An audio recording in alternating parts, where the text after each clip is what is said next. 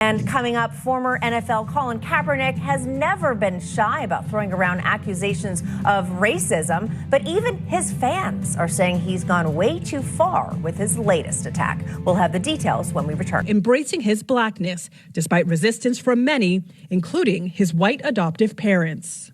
I know my parents love me, but there were still very problematic things that I went through.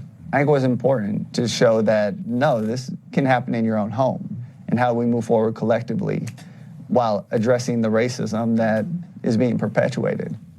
Well, that was social justice protester and former football player Colin Kaepernick, calling the white parents who adopted him problematic racists. So according to Kaepernick, his adoptive parents loved him, but when he was a teenager, they perpetuated racism by things like not supporting his hairstyle choices. So joining us to discuss, Browning advisor and CEO of the author of an Inter-branding, I wanted to make sure I got it right, keystone of the corporate agility. We got Marc Rudov and GOP strategist, Newsmax columnist John Burnett.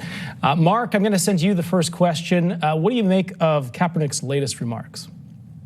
Well, it's consistent. You know, back in August of 2016, I wrote an article on Newsmax about Kaepernick.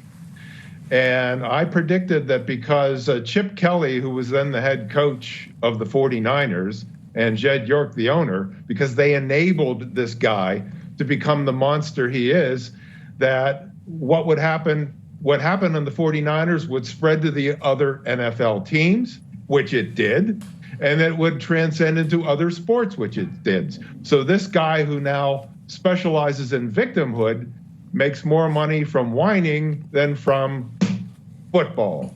And it's really quite pathetic that he turned on his parents the way he did. But considering that he is a leftist wokester, it doesn't surprise me. Yeah, Marc, I really appreciate the visual aid. Thank you for that. Very well done. Great thought, great points as well. John, I want to ask you here, something that struck me that Kaepernick said was that his parents were racist because they wouldn't approve of his hairstyles. Then I think back to teenage years overall, and I think, isn't that part of being a teenager? Your parents don't approve of your hairstyles? Is that racist? Absolutely not. The thing is that people all over America, after he made those comments, are wondering, how bad did Colin Kaepernick really have it? Well, I'm here to tell you, he had it so bad, he had white and black privilege, right? The thing is, you know, just for context and contrast, you know, I was born in the People's Republic of Brooklyn to black parents, right? So we didn't have a lot. However, I had values.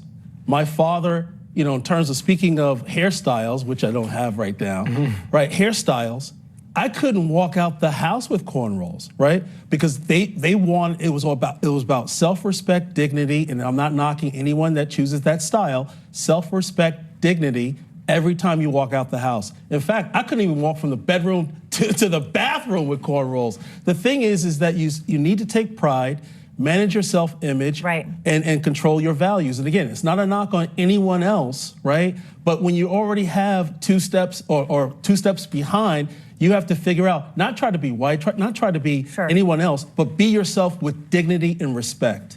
Yeah. Go ahead. I was just going to say, Marc, I want to get your thoughts on his response there to that.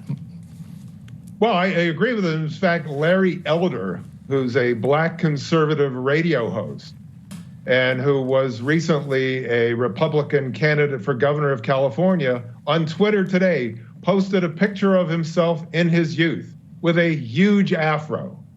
And he said, "My parents hated this and said so. So should I file a lawsuit against them?"